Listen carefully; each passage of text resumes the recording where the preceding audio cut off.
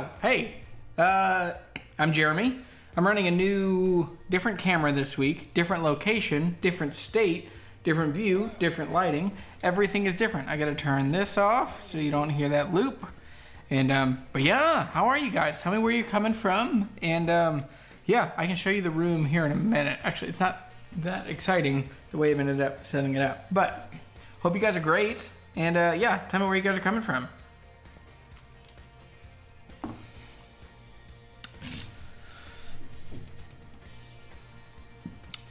Ooh.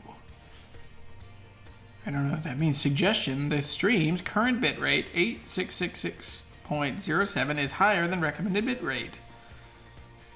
Okay, well it says I'm doing excellent as far as the stream goes. So anyway, send me a comment, make sure I know where you guys are coming from. So, and I'm using a different software this week, and I think I'm gonna transition. So I have less abilities to, it's from Santa Cruz. So I'm not able to show the comments anymore, I don't think.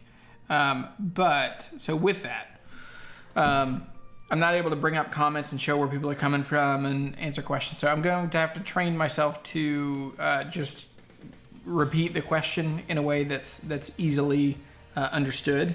And yeah, so anyway, Santa Cruz, California, Mr. Mark Bassett. And then Brian is from Detroit. Hey, I'm glad you guys are here. Thanks for coming. Yeah, how does everything, all good? Stream is fine. All right, yes, I'm using like a, just a USB camera because I forgot we're in Nashville, and I'll give a little bit of context as to why I'm in Nashville. So we are going to be in Nashville the next bit. It's going to be a while. Yeah, so we're going to be in Nashville the next month or so. So the context I'll give you. So we've got some family stuff going on, and we just want to be together, and this is where the most central place is for our family. And so we're gonna be here. And so in the meantime, I get to stay at this incredible place. I'll show you real quick, and let's see, I might regret this so I can get the camera back. But so over there, it's beautiful fall weather. The lights, the trees are changing, and yeah, and then back down. So, oh look, infinity. But yeah, so I forgot the link for my camera, so I'm using this. And then I'll show you the rest of this room. So my brother-in-law is really into hi-fi, great records and stuff. So over here is his OMA. He has an OMA record player, amp, like a tube amp, and then the OMA drivers. If you know what these are, they are freaking incredible. So they sound great. And so this is his room. So not his room, but this is his office. So my brother-in-law runs a company called StoryBrand. And I've talked about StoryBrand before. It's a great marketing tool. And so anyway, it's very cool. So anyway, hey, Darcel, Mr. Darcel Foster, watching from upstate New York. And that little thing next to his name means that he's a channel member, which channel members, it makes the world go round. It makes it possible for me to travel and to go film videos at different guitar shops, especially when I'm doing stuff where, yeah, anyway, especially when I'm like making videos about guitars and just answering the bigger, harder questions that I wouldn't necessarily get paid to do. Talking about bracing patterns, talking about tone woods, those kinds of things. So anyway, super, super helpful. And I would love if more of you become channel members. Now, I do think there's a setting that might be a little different today, which is in order to comment, you have to be a channel member. Or no. In order to comment, you have to be a subscriber for at least 1 minute. So I like that. I mean, subscribers help me a ton as far as the YouTube algorithm goes. But anyway, the goal of today is to just be straight up Q&A, hang out, ask questions, talk about Nashville, talk about guitars, talk about guitar shops in Nashville. So questions, comments, slanderous remarks, things you need to know, or else your life will be deficient. Those are the things you need to ask me about. So anyway, let's talk about something real quick. This thumbnail, so we didn't know that we were coming to Nashville until Wednesday. And so I took that thumbnail on Monday with the plan of doing a rate or roast. I was gonna, like a rate my gear, roast my gear, an episode of that, but we ended up not doing that. because we came here. We kind of dropped everything with some family stuff going on and came here. So, in the meantime, we get this thumbnail of me in Nashville, which who knows why? I don't know. I don't get it. But anyway, okay, so let's see. Jeff Payne is here. Jeff from Florida, checking in from Malaga, España, digging the flamenco here. That's awesome. Dude, that is so fun. Flamenco is wonderful. And yeah, dude, Spain is great. Hello from Pittsburgh. I'm enjoying your build series with Showalter. I'm currently building my second acoustic guitar in my kitchen. What? That's awesome. How did that custom inlay turn out? The custom inlay actually worked out great. So if you don't know, I just finished building a guitar with Showalter Guitars.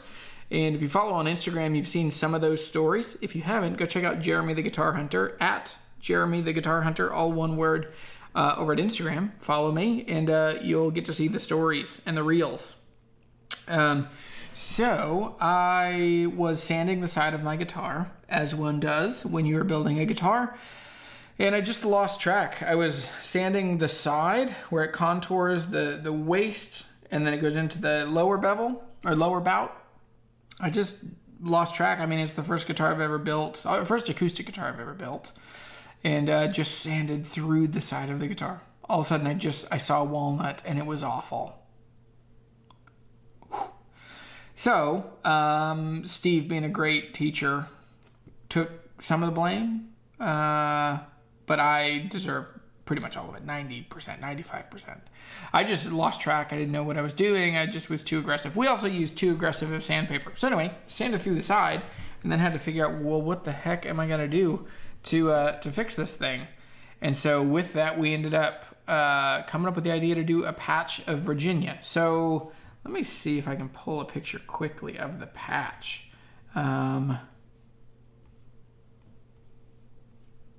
that's funny. I didn't get a picture that way. So, okay, I'll do you one better. I'm going to give you a sneak peek. I'm going to count to 3. You'll get to see the back of this guitar, because there's still a bunch of videos. They're all going to come out basically as fast as I can edit them and get them out. And we will arrive at the guitar being totally done and ready. So ready, set, I'll give you a count to 5. 1, 2, 3, 4, 5. There it is. That's all you get. You just get the back of the guitar.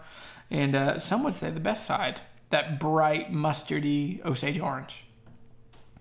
So Delgado Guitars is a great builder in East Nashville. He's a builder of some flamenco guitars. Okay, that's awesome. I'll reach out. Like I said, I'm going to be here for a while. Yeah, so 4 to 6 weeks probably. Don't really know. Anyway, we're feeling it out. We'll have to go back at some point to Virginia. We've got a wedding coming up. But anyway, what else is going on? So I brought 3 guitars with me. I'll grab one. He'll do one.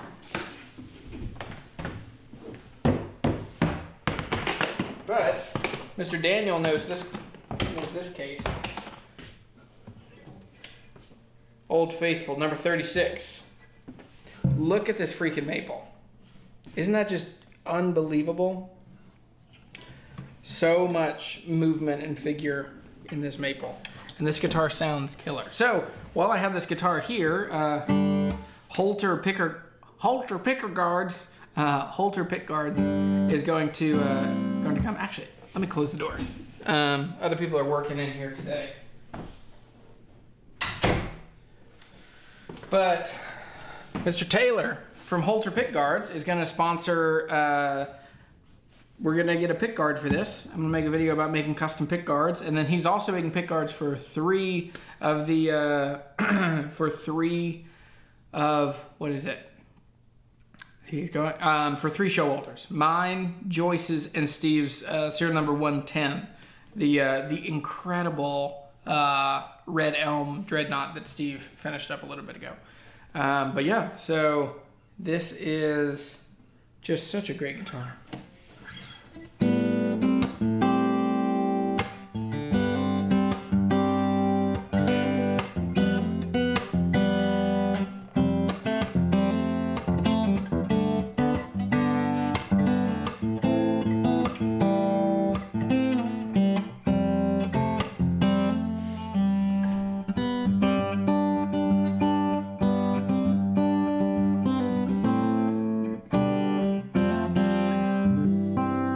how does it sound? And so there's also, using this software that I'm using, it's about a 15-second delay. Maybe the other one has a delay and I just don't know it. But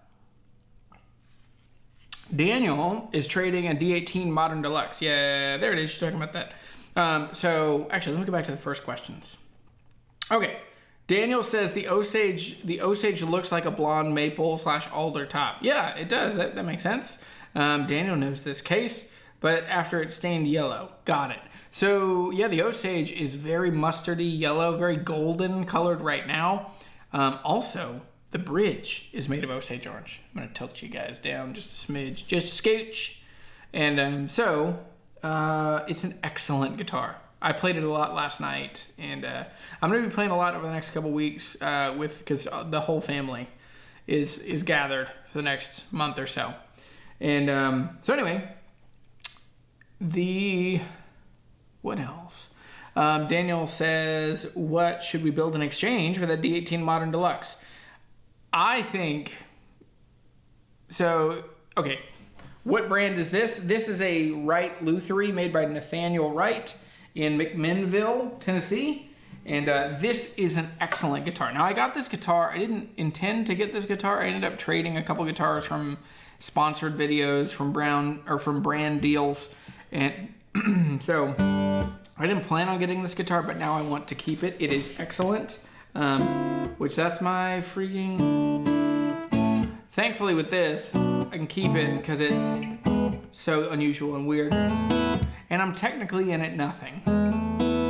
I'm in it the value of the things I got on exchange for the videos. But I got the Taylor AD17 as part of a brand deal. I don't say free. Got it as part of a brand deal because I worked for Sweetwater on some videos. And then I also did the Fender Acoustasonic, the player, which I got from Fender. Again, didn't get for free, got in exchange in kind for some work and for some videos and promotion. This guitar has so much low end and bass. But I got this thinking it'd be a fun guitar to talk about because it's so funky and weird. Now, it had a really cool pickguard on it when it came to me, and I thought I had it sold, and the guy who wanted it said, please take off the pickguard. Please take off that dumb pickguard before I buy it. And I didn't want to, and then the guy backed out of the deal. So I've needed to get a pickguard for this for a while.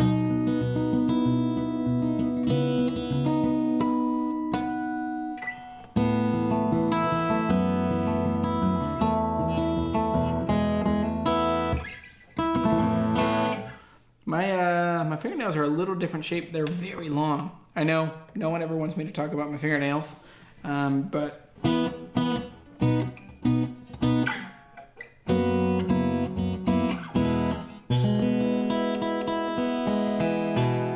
does anyone actually use their pinky that much? I don't barely use my pinky.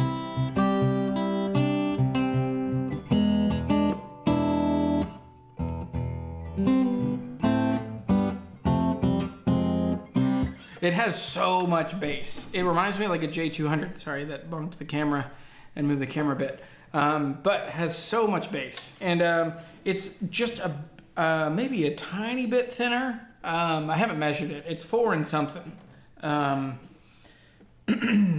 Other details I'm noticing since building my guitar, I'm noticing how hard it is to keep center lines. If you own a boutique guitar, look at the shape of that neck heel, look at the point of it. Does it line up with your binding? Does it line up with the center strip of the 2 pieces of wood? And then look over here, like, do those actually line up? It is so, I mean, that's the sign of incredible craftsmanship to get all of those things to stay properly, truly center. And yeah, so this is an excellent guitar. So that's what I was just shocked by how great it is. Yes, it's a tuner in the sound hole. It's a tuner. I'll show you. Oh, or I'll drop it inside the guitar. So, there it is. See it turn on? So yeah, so it lives inside the sound hole. It's pretty awesome. It doesn't work, these don't work on all guitars. Because some of them have that little popsicle brace in here. Like, it doesn't work on my new Showalter. So I also have the ones that go on the headstock.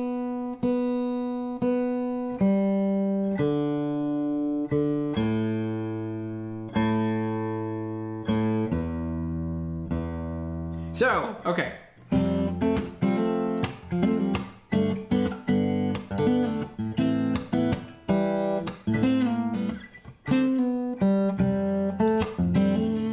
What's in these drawers? Nothing. Sorry, this is a super cool old desk. So a bunch of the stuff at the property here came from France. So Don, my brother-in-law, Donald Miller, he also wrote, if you're like in the Christian world, he wrote Blue Like Jazz, which is interesting. It's like a book that had a profound experience on me, and now he's my brother-in-law. But this is his office, and a bunch of stuff that they got that came from France, which is really cool. So it's all kinds of fun, cool, funky, bohemian, avant-garde kind of stuff. If it's not symmetry, then we call it a Picasso, modern art. That's funny. Man, I love. So there was a couple months that Daniel and I swapped guitars, where he had this and I had the Epiphone Casino, and I love it. So.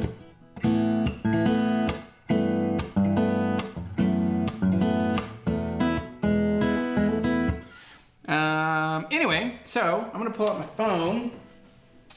Can I set this? I'm gonna set it this way so we get the money shot. Just sitting behind me. Oh well, that doesn't help because it's too. Is that better? Okay, well, it's probably a little overexposed because this camera's actually, it's a little Logitech. It's actually pretty good. It shoots at 4K. It's funny. It's very overexposed. Or I'm just very pale. I'm not that pale. I'm not that pale, all right?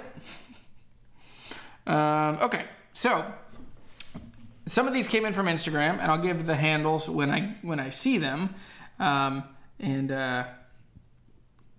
we will go through some of the questions. Now, also along the way, I'll do questions from you guys. I'll answer any question. So we're gonna, from now, we got 40 minutes basically that we'll go. Yeah.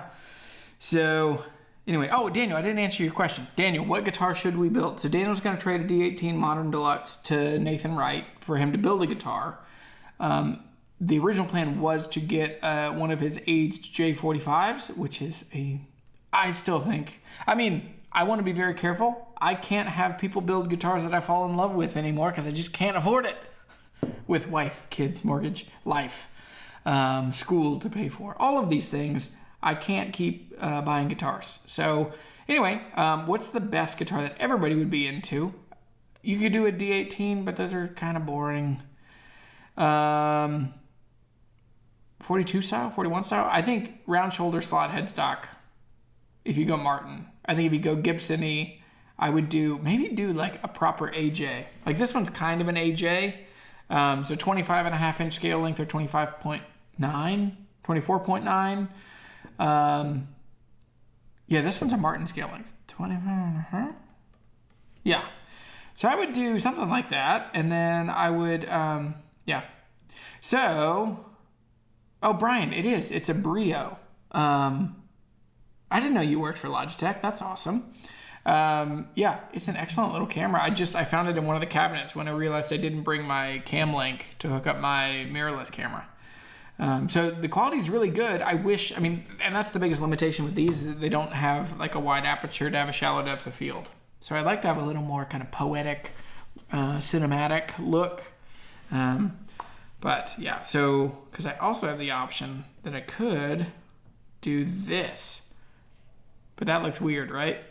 Like all of a sudden it looks a little broadcasty. Actually, maybe it looks a little better. Let's go 100%. Oh man, that is really bright. But this is happier because it's doing less noise reduction. But let's go to quarter power. Okay. Yeah. Okay. So a Maple J185, that'd be a great idea. Yeah. And if you could do the triangle and the dot and the triangle like the AJ inlays, do some fun inlays, do some block inlays.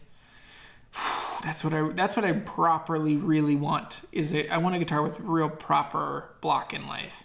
I've always wanted a Telecaster with block inlays. But okay, so Darcel, here's your question. Okay, trying again. I used a FERC Orange Series OOM SW Acoustic Electric Sitka Walnut with LR bags has popped up in my feed. Selling price is about $2K. Does that seem like a good price? I think that's a really fun guitar. It's an unusual guitar from a brand that doesn't have a huge track record yet. So $2,000 on that guitar, you're going to be in it for a minute. I don't think it's a flip, but I think it's a super unique guitar. It's going to be excellently made. It's going to be great materials. Walnut is very bright. It has some mapley stuff, but it's very bright, very clear. That was cedar, right? No, Sitka. So Sitka and cedar, LR bags. Which LR bags? Maybe an Element? Maybe an Anthem? This is a bit anecdotal, but I've had a handful of guitars that are walnut back and sides with an LR bags pickup, and if it's the Element, they're just very bright, and so it just gets a little tricky. Daniel's in there. Offer $1,750. Yeah, I mean, I'd offer $1,600 and see how it goes, especially depending on shipping, what they're going to charge for it. But Neil says he gives a thumbs up, an upvote on the J185. Are jumbos passe though? Well, it's not really a jumbo. It's probably more similar to an OM size by the time you actually really kind of measure it. But it's a little bigger in a place, a little tinier in a place, but I think overall volume. That's the thing I wish I knew more about. Boxwood, because Boxwood has done some really fun stuff. Hang on, what was the question? FERC guitars rock, but no experience with that particular model. I haven't either, but I'm here. I brought the FERC lift, the Red Deluxe, that got smashed by a forklift, and I have it. I've had it for sale forever, and I just haven't found a new home for it. So that one was on loan from FERC here in Nashville. So I'm gonna go see what else they have and see if I can find something else fun that somebody would want to own. And so I'll do that probably next week at some point. I got to talk to those guys. Talk to Roger and Mark. But yeah, I would offer $1,600 on the FERC, see how it goes. It's a very cool guitar overall. I think 00's unusual from FERC. And I think even by how that one's named, it's a few years old. Like it's before,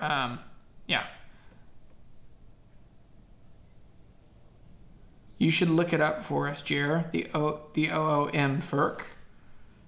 The FERC. It's unusual. I mean, for the most part, they do rosewood on almost everything. They don't do much mahogany on the back and sides. That's interesting. Yeah. Okay. So, Neil says it's basically an OM, but with a 16-inch lower bout, bigger hips, maybe a deeper body too. Okay, so Pablo Gamez, sorry if I'm saying that wrong. I like your logo. Thinking of installing the LR Bags Lyric into my D18 12 fret Golden Era. How do you like yours sounding? Or did you like how yours sounded in your Husson Dalton? Would you recommend it? I've had the Lyric in 2 guitars and I haven't really liked it in either one. It sounds okay. It just has this honky quacky, or it's not a quacky, it has this honky thing, like ho ho ho. Has this very I don't know, like if you were singing, it would be like your voice is too, like your mouth is too high. So it sounds operatic. It doesn't sound, it's not a charming sound for acoustic guitars. Now it gets way better with the voice print, but then you're like, all right, so my $250 pickup then needs a $400 preamp to sound good, when instead I could do a K&K and it would sound better, I think. So I'd probably go with a K&K and a good preamp on the ground. That's becoming more and more my recommendation for most things. So let me see. Okay. Also, if you really have a burning question, if I miss your question, I'm sorry. You can do super chats. Those are easier for me to see. Otherwise, I'm kind of skimming through, and I'll pick which ones I can. But okay, so Teged Reese, are you Irish? Where are you from? So, how would you rate an all walnut guitar? Got a Larrivee, all Peruvian walnut. I don't think I've ever seen a walnut top. Like, I've seen pictures of them, in videos, but I don't know if I've ever actually played one. That would be really interesting. It would probably be, they're very glassy. They do like a maple thing, and they do kind of a cherry thing. They're very clear, very articulate. That's why Loudons, they're a really good fingerstyle guitar. So if you're playing dynamic, complicated stuff that, you know, has a lot going on with your fingers. I'm sorry, my drink has been in the way. But if you're doing like,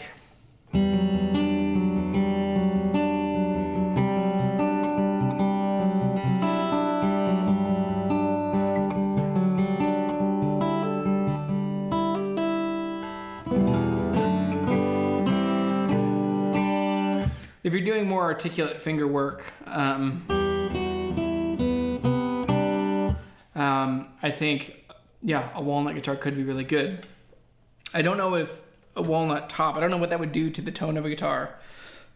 Actually, I have played an all walnut guitar. Steve Showalter's Live Edge is walnut top, back, and sides, and his has the Live Edge thing.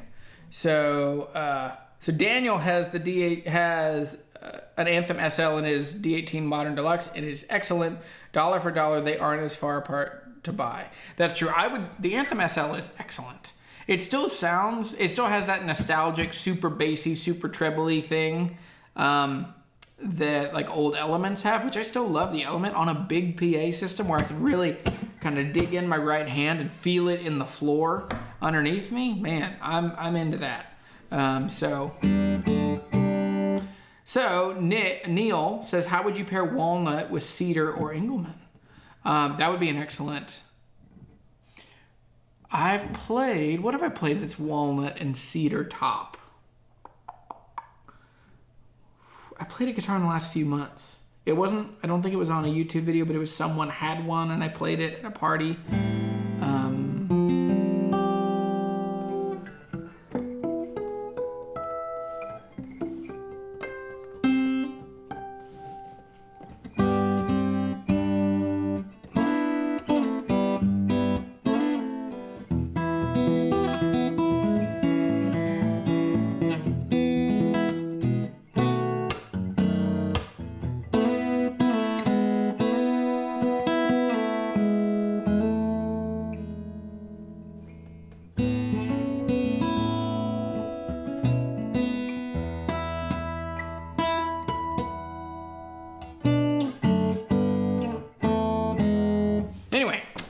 Distracted.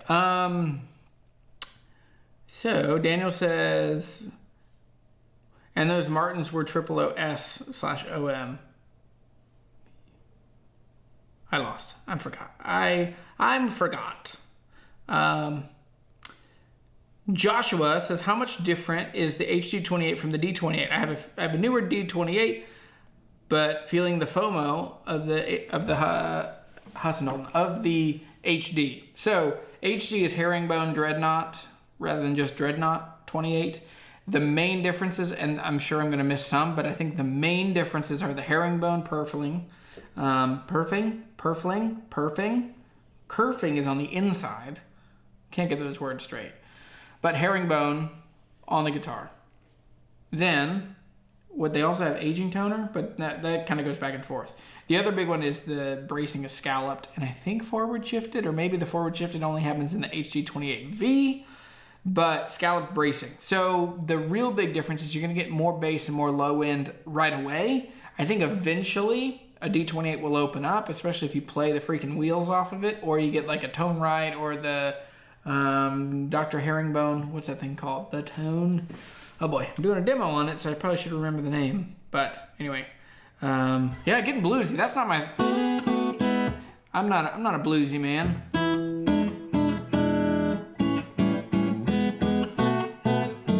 I want to learn styles that I don't. I think I'm going to work on some jazz. I just don't care about jazz. I think it's boring or overwhelming or both. Both boring and overwhelming jazz.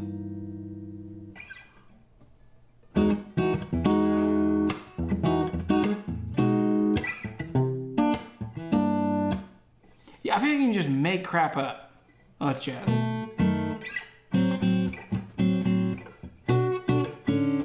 And then I start getting into like Dave Matthews. Okay,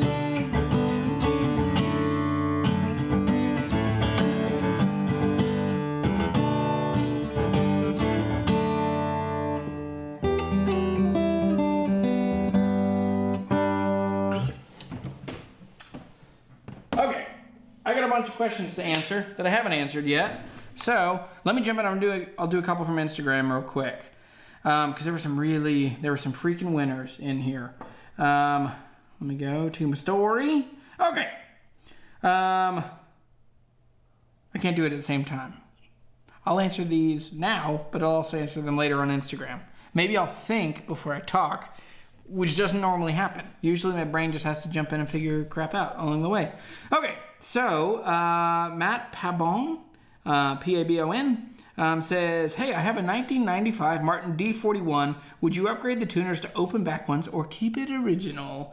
The problem with the boxy single screw pickups or tuners is that you don't have a second hole. So you're kind of committing yourself to the open gear Waverleys. Now, for years, I would sell people Grovers because they said they wanted to add mass to the headstock of their guitar so they got more sustain. And now, the message boards have led people in the complete other direction. So now people are saying, well, I have to get rid of those big, heavy Grovers so I can have open gear tuners so I have less mass and have more articulate, more note separation. I think it's all just nonsense. And I mean, it's like changing your shoelaces. I just changed the shoelaces on my boots, so I have yellow laces. Anyway, so if I were you, Matt Pabon, I bet he doesn't say his name that way. I bet I don't know why I'm saying it. It's because I have a family in Louisiana and I spent a bunch of time, so I'm saying it the French way. So I would say, yes, they are cool, but you probably can't go back because you're going to drill. So basically, those tuners have like oh boy. If those tuners, which I don't think they would, I think all those tuners have the hole straight down and that bottom hole would match a Waverly or a Grover or a whatever open gear. If they're off on a 45, you're going to add 2 extra holes and then you're going to have holes to fill. So you're going to have a lot of stuff that's not great. So you would have 2 extra holes and you couldn't go back. In best case scenario, you'd still have 1. So I would say do it if the hole goes straight down. Also on D41s, a lot of times they have gold tuners, which I don't love gold tuners. But a D41 kind of needs them. But anyway, I would swap them out. Maybe play around with doing nickel or some other open gear, so it'd be fun. Okay, Nando Paul says, do you like armrests? I felt like the guitar gains about 20% bass and volume with the top free to vibrate. Yes. I mean, okay, so there are 2 devices that help you get away from touching the front of the guitar and the back of the guitar. Number 1, an armrest, like an armrest that mounts on the side and actually sits over and keeps your arm from touching it. Definitely does liven the guitar up. Gives you more bass, more clarity, more projection. Sometimes, do you want more of that? Because sometimes you don't actually want that. Like on a Tony Rice, who would need more? Or like a Bourgeois, like a banjo killer. I don't know. It's all preference and style. I could see armrests. Things I don't like about armrests, my friend Chris Talley plays one, and after a while, it's like a pickguard. If you have an electric guitar like a Strat or a Tele, and you swap the pickguard, years later, you take the pickguard off and you realize how much the finish has changed. And so the same thing will happen with an armrest. So if it mounts on the top, you're going to lose a lot of the color, or the color will stay original under the armrest. Sometimes it makes you wear them a little differently, or the double-sided tape or whatever could mar the finish. So it's one of those, like, it'll make it a better tool, but it won't keep it original. So you just have to kind of balance those things out. Yeah, man. So 20%, that's interesting. That's a lot of difference in the tone. Now, the other thing is mandolins. And what are those things called? Tone guards? Tone guards. They're these kind of metal things that clamp on the sides of a guitar, and then or the mandolin, and they kind of kick the guitar out. So it gives you some separation there. I think those are helpful. They make mandolins come to life. So if you can get an F-style mandolin, get that thing away from your body, all of a sudden you realize how much vibration isn't coming into your body. Now, when I'm sitting around just enjoying playing guitar or mandolin, I want to feel it. Like I like how they sound, because also like playing a guitar and hearing someone else play that same guitar is a very different experience. That's a video I should make. Been talking about making that one for like 3 years, but I think that it's a really big difference. Ooh, here's a good question. Is it TKPA Warrior says, okay, I see you're not talking about bass guitar. So how about a local guitar question I have? Sure. Tell me your local guitar question. Here it is.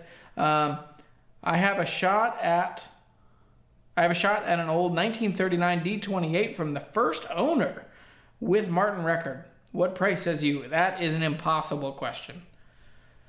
I can't. There's so much that is so subjective that would change the value of that guitar. If you want, I offer advice. I do advice calls. So that's a good one. So you can go to the website, you can book a call with me, and then that way we can see pictures, I can ask you questions, and I can ask you stuff that wouldn't be helpful for us to discuss as publicly as we're talking now. Yeah, so that's a good one. So, okay.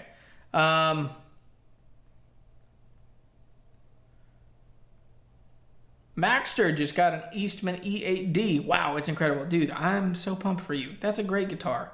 I've been dreaming of one of the S, what is it? The S has 1020? Like basically the J45 slope shoulder one.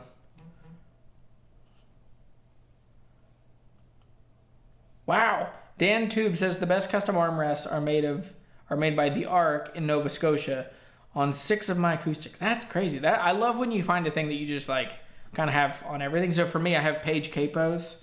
I think I have 5 Page Capos now. I just got a Page Pro, which I'm going to make a review on here soon. So anyway. Rich, how are you, man?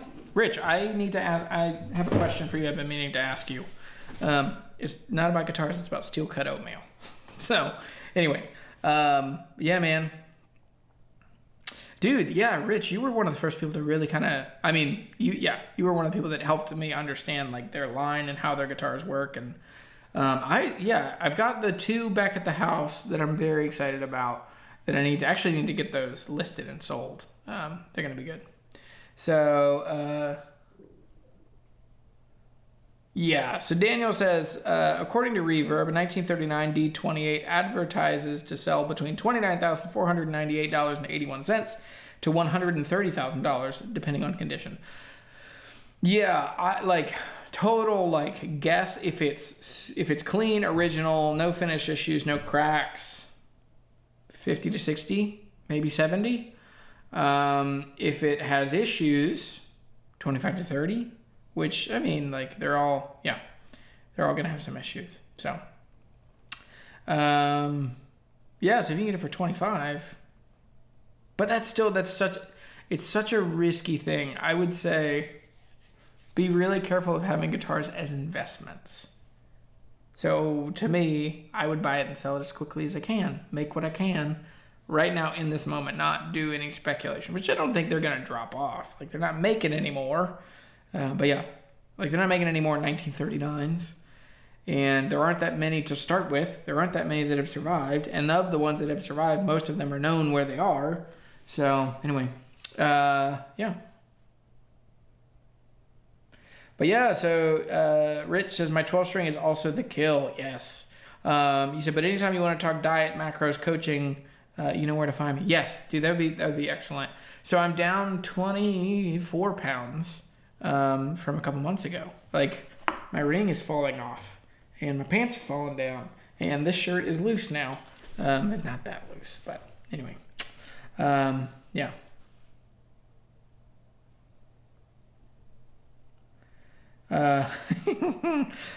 You said in your promo you're in Nash Vegas. That's what NV stands for. Indefinitely. You on the lam, Cubby? 5-0 after you? No, there's some family stuff going on. There's some health stuff with one of my family members. And so we're just going to be close and be here and just enjoy time together. And yeah. So, Anyway, Daniel says hang on, I'm getting distracted answering these. I got to go back to answering the ones on Instagram. So we talked about armrests. Samuel Chung. Here's a great question. Sam is great. He's a great guitar player. He's bought a couple guitars from me over the years.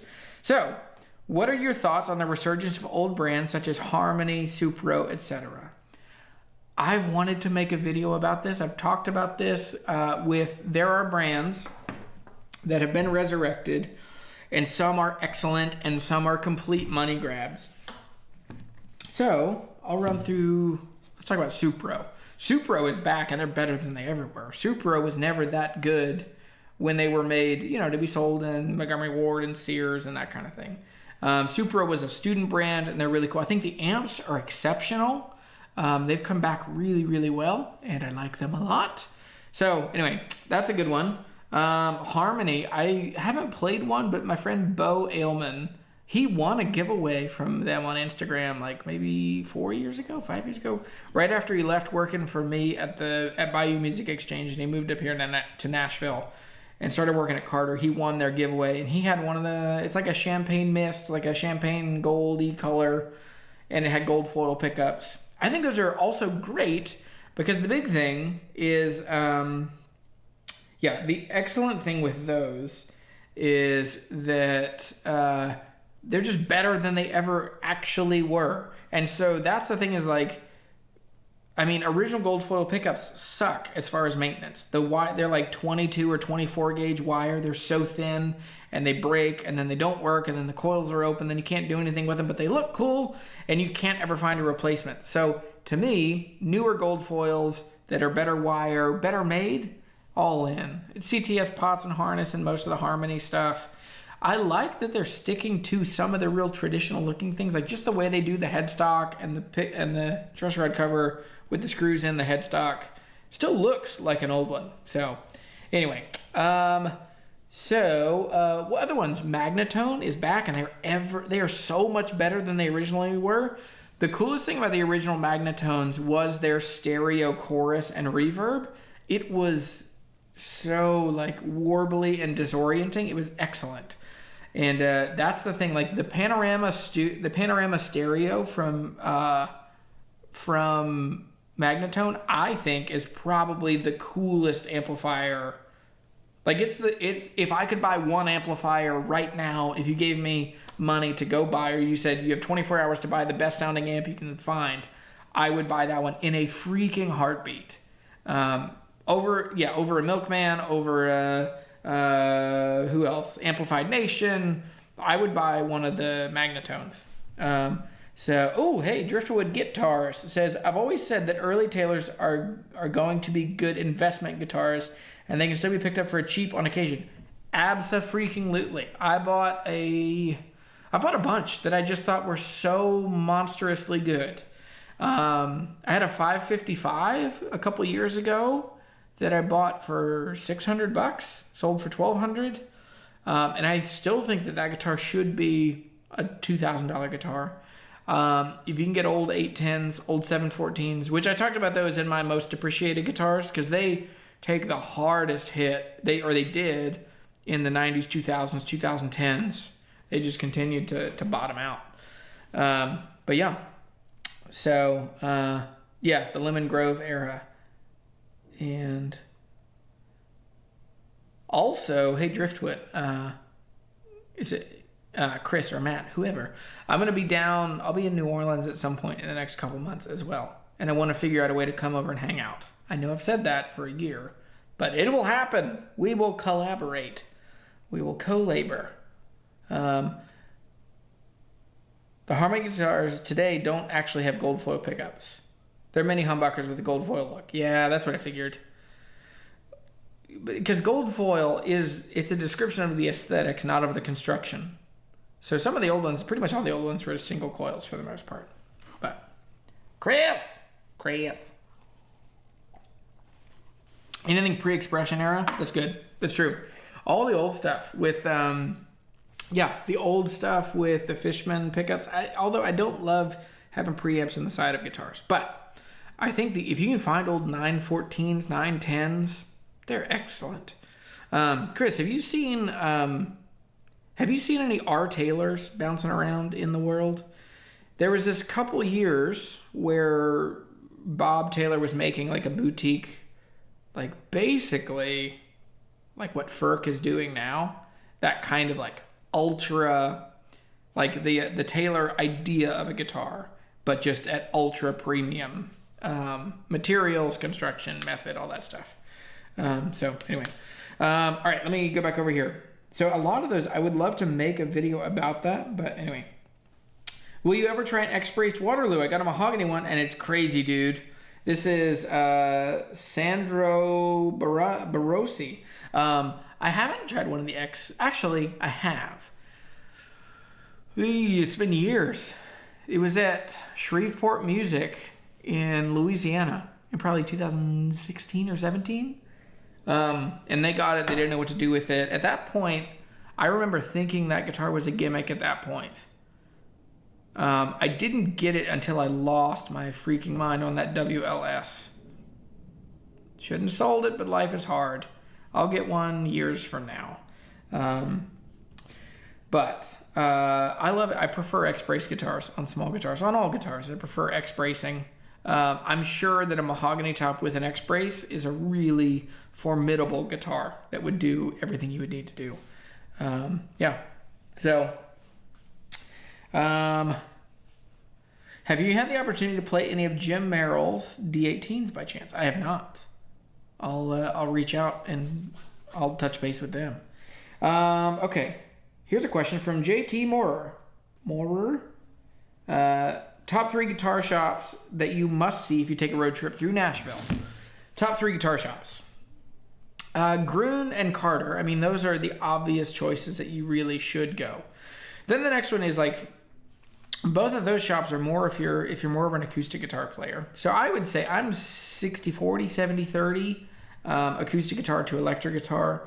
Okay, can I ask you guys a question? For you, what if you had to break out your percentage? How much acoustic guitar to how much electric guitar?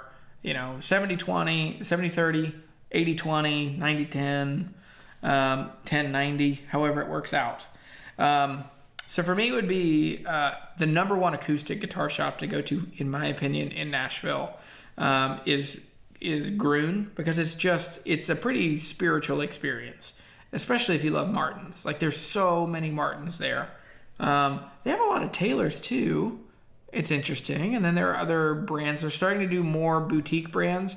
It is really interesting. It does feel like, I think Martin guitars are like Ford. Like, they are American made and wonderful and innovative, but they're still like the safe choice, the uncle choice. Like, I love Martin guitars. I will continue to love them. But I'm just more and more curious all the time about small builders.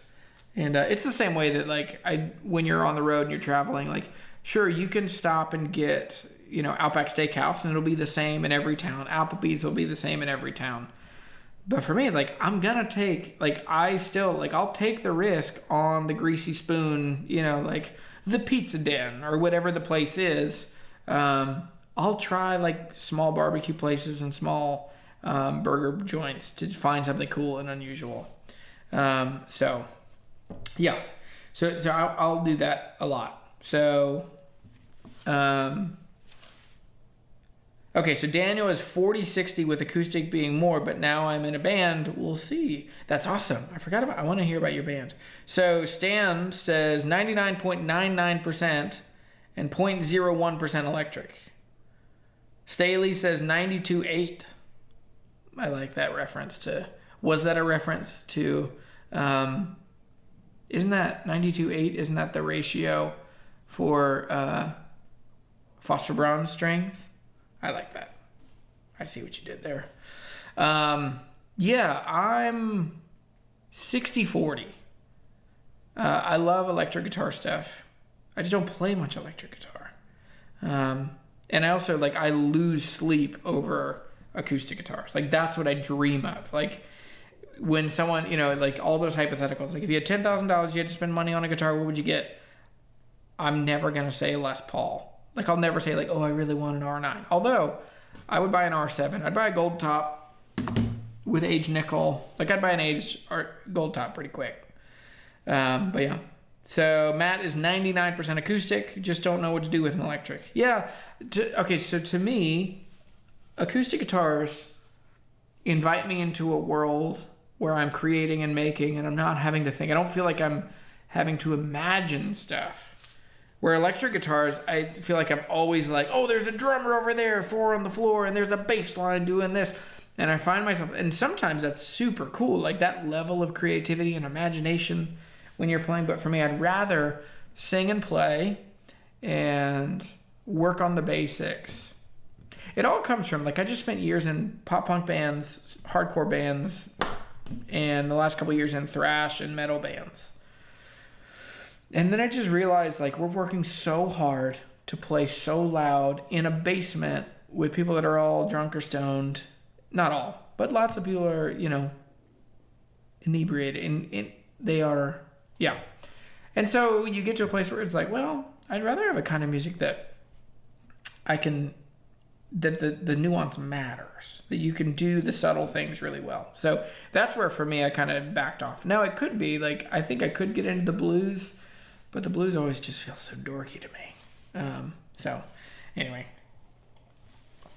Oh, Chris, you like the restaurant analogy? Yeah, I'm cheering. Like, I'm still cheering for Martin. I love what they do. I played the SC13, and it feels like it's fine. It's not my thing. I don't know. They're going for somebody. It's not me. But it's really well made, and it sounds like a Martin. That's the biggest thing that was surprising to me. It was like, it still has that, like, punchy, spongy, good bassy thing, you know. So. Ooh, that's good. That's really good. So, Jezerdamo says, also the whole tone thing is exhausting. With acoustic, if you don't like the sound, pick a different one. That's true.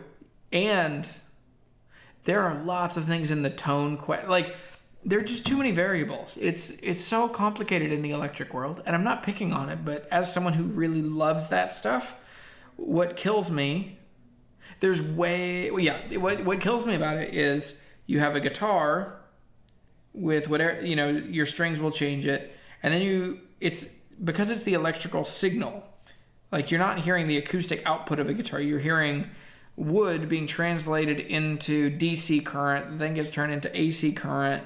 It goes through all these pedals. You have different attenuation. You have different things that are happening to that signal. And then you're going into a speaker that is electricity turning back into auditory energy. And then you have a microphone that's picking that up and converting it back to a DC signal into an AC signal. So, man, you just get to where you're like, my pick really is the fret wire. I just can't get into stainless steel frets because it changes the tone. And you're like, it's just nonsense. There's too many variables to keep track of. So I think, yeah, and there's also a much higher level of, what would you call it? A much higher level of sensationalism, FOMO. There's just always a new thing to buy for a couple $100 that I think is tricky. So same person, Jezerdamo, says, what are your thoughts on pre-war guitars company's limited Norman Blake models, the Hog model? So I just played these two. I played both of these. One that's going to Bob Minner, and the other one is going to Norman. I shouldn't call him Norm. I don't know him. I've met him. Spent an hour and a half playing guitar with him. Didn't know who he was. They're excellent. That is a perfect style guitar for me. A Dreadnought with a 12 fret. Excellent. The bar frets are super fun. They're a whole different thing. Like, bar frets, they're a whole different level of maintenance, and just they commit you to a thing. And there's also so much more material. I bet there actually is a tonal difference to them, but I really liked both of those. In my video I put out the other day, it's called like Meeting My Guitar Heroes, where I played $283,000 worth of guitars. Yeah. Oh, Evan says, I play more acoustic, but I own more electrics. Weird. Let me see. I made the mistake. Yeah, well, you guys were here. A couple weeks ago, I counted how many guitars I had, and it was shocking. I think it was 42, 43. And I've sold a bunch, but as fast as I sell them, they show back up. Other ones show back up. So Joel says 60-40 acoustic, 100% lyrics. Oh, that's awesome. Okay, so 60-40.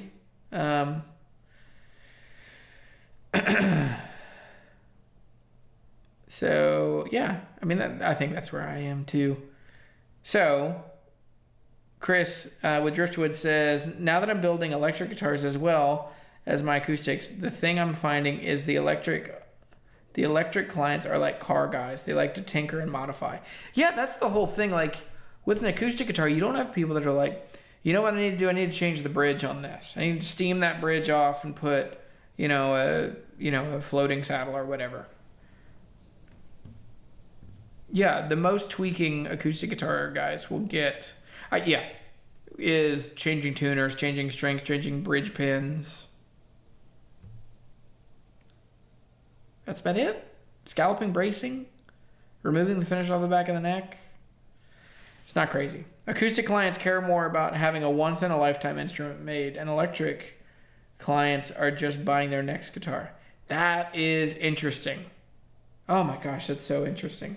How, if you say that publicly, like you and I are both YouTubers, if you say that, are you going to get blowback from people?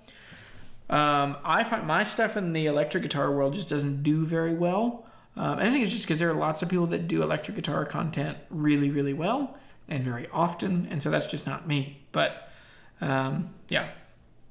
Evan says, I think I flip more electrics than acoustics. That's why. I talked to John Schultz with True Vintage Guitar a couple weeks ago when I bought that 69 D35, and he said that he's slowing down on buying acoustics because people don't buy them from him and that they take forever to sell. And for me, I'm in the exact opposite. Like every old expensive acoustic guitar I have, like one of you email me, call me, text me, and then we make a deal and it gets to you and then people love them. So, but then electric guitars, like they don't sell as well for me. I have to really kind of do my song and dance and make a video and talk about it and push it and really post pictures and get it out there. Yeah, Rich, prolific words from Driftwood. Dude, you guys are some of the best in the game, for sure. So Aaron Short's here. Hey, buddy, another YouTuber among us. Hi, all. I'm trying the K&K again. I love the simplicity, and it sounds great in a PA, but I don't like how it sounds in headphones. I may try adding another Trinity microphone. Yeah, I don't know about headphones. I don't like any acoustic guitar pickup in headphones. I only like it as it comes out of a speaker and interacts with the room that it's in. Because that's the other kind of modification. Like electric guitars, all of a sudden you have to figure out, like, you're taking a physical signal, turning it into electricity, sending it out, and then that electricity then moves the thing and then makes it back into an audible signal. And so there's still fewer variables between, well, no, not anymore. Now that people have people are using like HX stomps on acoustic guitar and all this stuff. So anyway, Neil says there were repeat acoustic custom clients out there, but they are typically obscenely rich. That's true. Okay, I'm going to answer a couple more questions from Instagram, and then any other questions that you guys have, we can get to. Ooh, it's 73 degrees outside. Yep, I'm going to go ride a bike, run around, chase some kids after this. So, what's the best ville?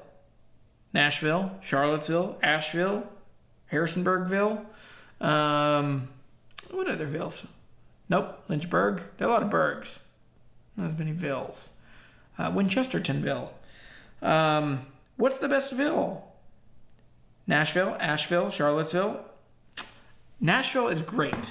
I don't know. I'll talk about Charlottesville. I was born in Charlottesville. Fun fact. What's that, Martha Jefferson Hospital? I like Charlottesville. Charlottesville is there's a ton of education. That's the whole thing. Like Virginia is also just a very academic place, and so it's a big deal to go to a college in Virginia. It's a big deal, especially like the President's College, George Washington, James Madison, University of Virginia, William and Mary, all of those schools. Like it's a big deal to go to those schools, but Charlottesville has a specific level of pretentiousness that I don't enjoy, and Yeah, like, people at UVA, like, they're not a freshman, sophomore, junior, senior. They're a first year, second, third, fourth year. It's just nonsense. They also refer to themselves as Harvard of the South, which it's a stretch. So Asheville, I haven't spent a ton of time in, but I like it. It's very cool music. It's a cool music town. For me, Nashville, I have loved Nashville since the first time I came here. First time I spent any real time in Nashville was in 2010, and I spent a couple weeks here, and I just fell in love with this town. And it's just an excellent place to be. Then, when my sister-in-law started dating Don Miller, and Don moved to Nashville, we started spending a lot more time in Nashville. Then they got married, and it's 3, 4, 5 times a year we're in Nashville a big chunk of time. It just happens coincidentally that I'm doing guitar stuff, and I have a lot of family that live in Nashville. So Nashville's a great place. While I'm here, I plan on going to a bunch of guitar shops and doing stuff, making some cool videos. I think it's gonna work out pretty well. So Nashville is a great place to be, and So Chris says, I usually change out an acoustic client's pickup a couple times before they find the one that's right for them. Yeah, and different guitars need different pickups. Like K&K is a pretty safe, frequent option. Also, the LR Bag's I-beam is an overlooked winner. Like it's great in some guitars, and then sounds like a turd in other guitars.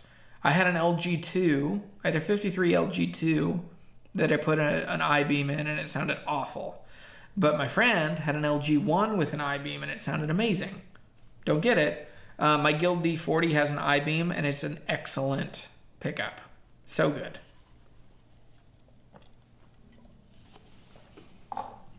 Yeah, up north we have Bergs. Yeah, I got a Berg. Harrisonburg, where I grew up. Okay, other questions. What cool things are you doing in Nashville? I'm going to hang out with Holter pickguards. I'm going to go by and see Carter vintage guitars. I don't know. I've got a couple other things. I'm going to go see Wright Luthery, but he's not in Nashville. He's in McMinnville, which is like an hour and a half that away. And, I'm also going to try and step up and do some other things. Should I hang out with Music is Win? Don't know if I could swing that. But it would be super fun to do something. So, Kenneth says, no question, but go see Jason Isbell at the Ryman. I've seen Jason Isbell at the Ryman before, and it's still one of my favorite concerts I've ever been to in my whole life. So, I'll try and swing that. Yeah. We're here without a babysitter, so that's where it's kind of hard to get out in the night times. Ever get a speeding ticket while driving to a flip and completely blow your profit margin? That's a good question. Well, I've only gotten a couple speeding tickets. I got a big honkin' speeding ticket a couple years ago in North Louisiana, going from Jackson, cutting across from Jackson to Shreveport in one of those parishes way up north. What's that? Nakashata. Anyway, it doesn't matter. But yeah, it was like a $230 ticket. And the guy, I saw him, he shot me with radar from over a mile away. He was under an overpass. Should have had Waze on. But yeah, so anyway. I don't know if I've maybe a better question might be like, what things have I done to blow profit margin? Missed the details. Missed that the guitar had overspray. I've done that on a bunch of acoustic guitars. And that one sucks. Because all of a sudden you realize, like, I'm in it and I'm way too steep in it. So thankfully, I've only ever lost money on 2 guitars. So out of the thousands that I've owned, only 2.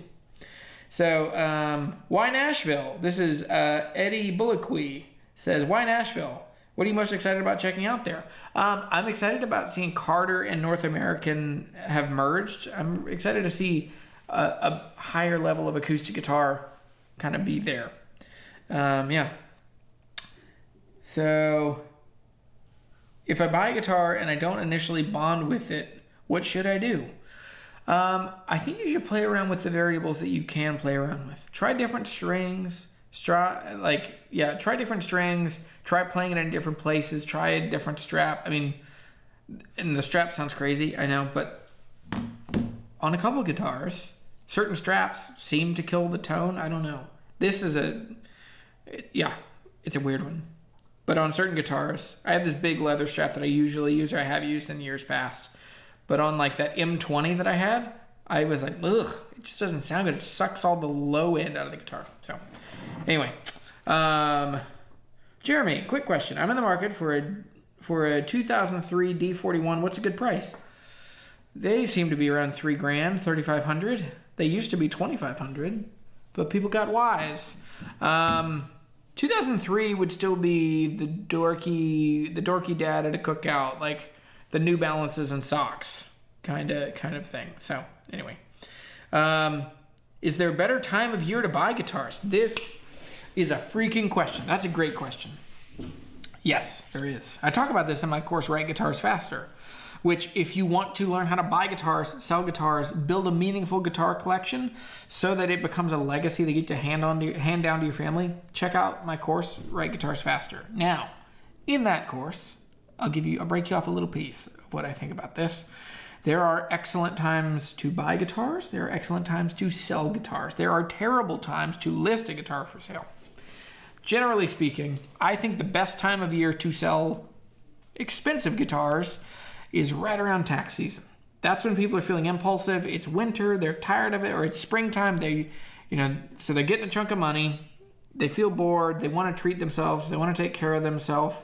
And so I think it is a really good time to sell American Strats and Tellys, like nicer stuff. You start selling that kind of stuff. You start selling D28s, D18s. You're going to get people that in tax return season. That's a great time to do it. I also planned, like when Uncle Joe was handing out lots of money, that's one of the craziest bits of data that I've found is the price of Hot Rod Deluxes. They are $400, $450 always. They have been for 20 years. But there were these like 3 spikes during 2021. Was that when it was? 2020? Whenever the money came out, you would see these like $400 amps, whoop, $600, drop back down, $600. And so, yeah, you would see. So other good times to sell low-end stuff, affordable stuff right now, like October, November, in the beginning of December, you're getting people that are going to buy stuff either for themselves or for other people for Christmas. So you get small accessories pretty easily that you will sell a lot in the run-up to Christmas and to the holidays. So those are the 2 best ones. There are other ones I talk about in the course, but you should check it out. So anyway, what do you think of the Sigma full wood guitar age in the same... Do you think that a Sigma full wood guitar would age in the same manner as Martin guitars do? Or would material used or glues or other stuff give a worse aging result? All solid wood guitars will sound better as they get older. Now, it depends if those guitars have polyurethane finishes or in the rare situation. We had this the other day with Showalter guitars. There's a guitar they've only done 1 oil finish, and it actually is almost identical spec to my OM that we just built. Sycamore top, Osage orange back and sides. And that one, man, just sounds not great. Doesn't have much bass. It's pretty shrill. Doesn't sound that great. And it's the oil finish. So the other one is if you do like polyurethane finishes. So I don't know if your Sigma has a lacquer or a polyurethane finish. If it's polyurethane, it will still sound different, but it might not ever sound great. Won't sound like a Martin because Martin doesn't do polyurethane. Chaz just joined the chat. So if you already asked, I apologize. Which order would you buy the following pedals for your acoustic guitar? Which order would you buy the following pedals? Okay. Reverb, delay, chorus. I would get a reverb first, and then I would delay or chorus. Let's talk about signal path. And I think signal path is sometimes like order of importance of pedals you should have. I would get a good preamp first. You didn't mention that, but I would get a good, like an LR Baggs Venue, or a Para DI. The Session is great. Then, or you get a Fishman tone deck. You could get, what's the Nux? I don't know how you pronounce that. Nux? They have a really good acoustic thing that does like IRs and stuff. Anyway, so I'd get a good preamp. I would then run that into a good reverb. So to me, the most jarring sensation in the world is all acoustic guitar pickup in a PA that's really loud with no reverb in a really sterile room. Ugh. It just like, it's very aggressive to the brain, ears, sensibilities. So to me, just having that little bit of reverb to just fill in, to just make it a little more legato, a little more smooth, to not be as percussive. So I get a reverb first. And then behind that, I would get either time or modulation effects. So my signal chain is, I actually run all this stuff in, yes, I run it 2 different ways. Doesn't matter. That's not the question. But I would run like my modulation into time. So I run drive into modulation into time with reverb at the end, because I like reverb feeling like it's at my amp. So that's my general flow. Yeah, if you want a compressor, I'd put that in there. You don't use a fuzz on acoustic guitars, or lunatics do. So you would do that where it's not in front of a buffer, but no luck having that on acoustic pedal board. But yeah, I think that would be a good rig. So Mark, no question, just love you, bud. Thanks, man, Marky Mark. Yeah, Mark, I want to come up when I'm back. I'm in Nashville. I told you about it. So we're in Nashville for a while, and but yeah. So McDowell County Young Life says, took your advice last year, bought up a ton in 2021, sold during tax season, and cleaned up on a few high-end acoustics. Ended up with a great collection too. Yes, just killing it. That's so good. Cool. Well, yeah. So if you're interested, a lot of the stuff, like I've spent time thinking and writing and creating a video course to help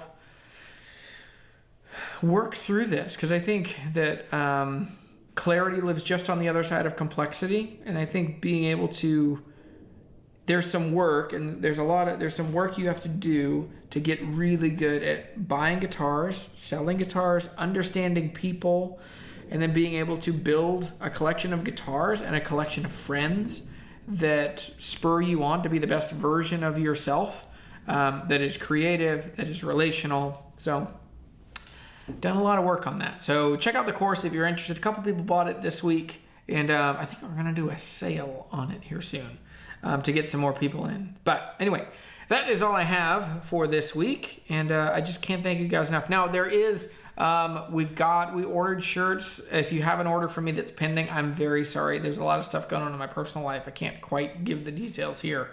But all the shirts will be in this week, or maybe next. They should be in next week. And so when they do, all of those orders will be fulfilled. I know some of you bought shirts up to 30 days ago, and I'm very, very sorry. A lot's going on behind the scenes, and thanks for being patient. And I understand it looks very weird, because I've been working very hard to make it seem like I'm not having, not a life crisis, but there's a lot of stuff going on in the personal life that is making guitar videos hard to make, but I've been doing well to keep it looking busy, and I've been freaking working like a lunatic. So anyway, with all of that said, check out the shirts, the Guitars Make Us Better shirts. They should be here soon, and I'm super excited about those, and it's a sentiment I believe in. So anyway, thanks everybody. That's all I've got. So, all right, I'll show you this one more time. Boom. 2, 3, 4, 5. Okay. And now I'm going to do this. And I'm going to play the song again. All right. Bye, everybody. Have fun. Love you guys. Fill the world with music and friendship. See ya.